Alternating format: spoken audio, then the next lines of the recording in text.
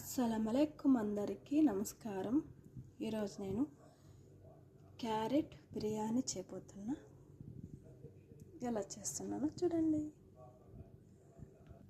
ముందుగా ఆయిల్ వేసి కాస్త కరివేపాకు, carrot, small onion, biryani mixing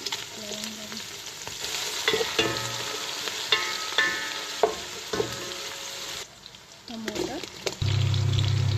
మా కోవిడ్ మేడమ్స్కి మసాలా ఇష్టం ఉండదు, అందుకే నేను కొద్దిగా తెల్లగడ్డ వేసాను. ఇప్పుడు క్యారెట్ వేసేసుకుందాం. కొద్దిగా సాల్ట్ వేసి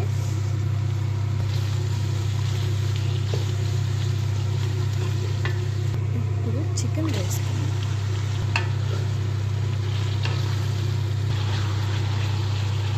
ఇప్పుడు గరం మసాలా పౌడర్, ధనియాల పొడి, కొద్దిగా కారం, పసుపు అన్నీ ఒకేసారి వేసేసుకోవచ్చు. ఇందులో మనం మసాలా ఏమి యాడ్ చేయమండి, ఇలా సింపుల్గా కూడా చేసేసుకోవచ్చు. చాలామందికి బిర్యానీ అంటేనే అల్లం పేస్ట్, మసాలా చాలా ఫుల్గా ఉండాలంటారు.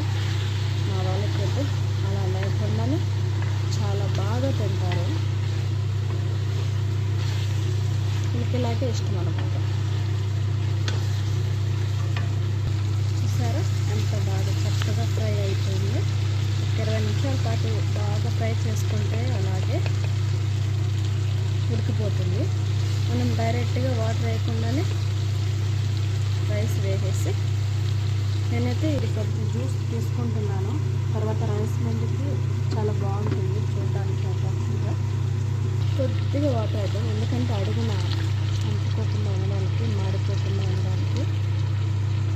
ఇలాగే నేను బాయిల్ చేసుకోవాలి చికెన్.